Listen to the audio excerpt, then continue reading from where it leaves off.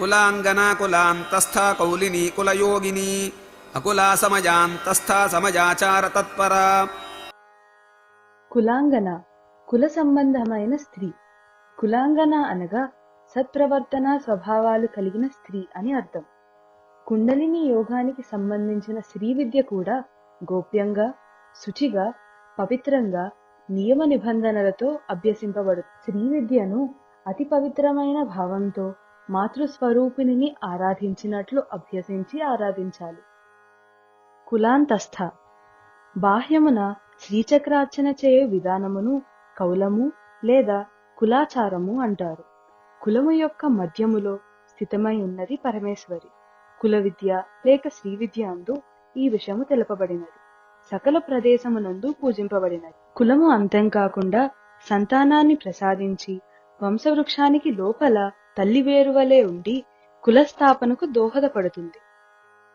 కౌలిని శివశక్తుల సామరస్యాన్ని, సమన్వయాన్ని తెలిపే కుల విద్యకు అధిష్టాత్రి.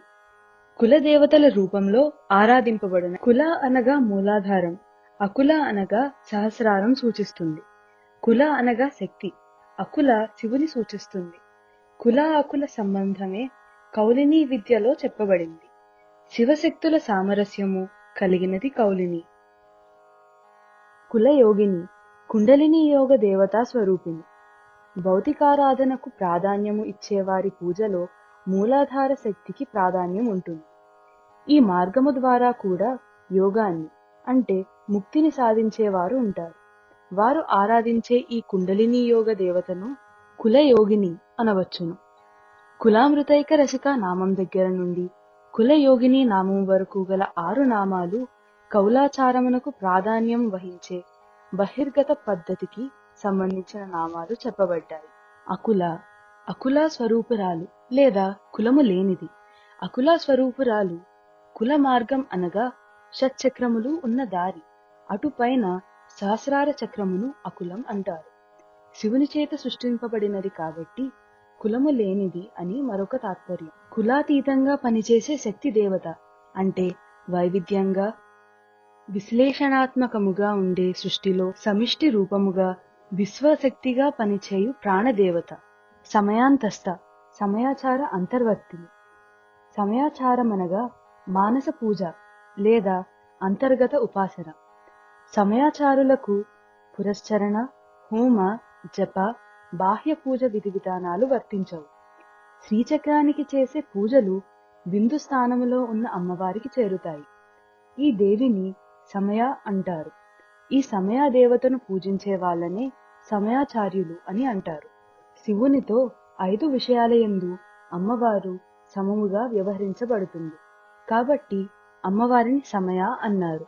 ఈ 5 విషయాలు అధిష్టాన సామ్యం, శ్రీచక్రంలో శివపార్వతులు ఇద్దరూ ఉండి పూజలు అందుకోవడం.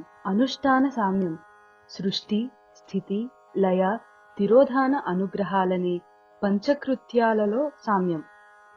అవస్థా సామ్యం, నర్తకాది విషయంలో సామ్యం. నామ సామ్యం, శివ, శివ, భైరవ, భైరవి మొదలైన పేర్లలో సామ్యం. రూప సామ్యం, ఇద్దరూ రూపవంతులే. అరుణవర్ణము, తలపై నెలవంక, 3 కన్నులు. సమయాచార తత్పర, సమయాచారములో ఆసక్తి కలది.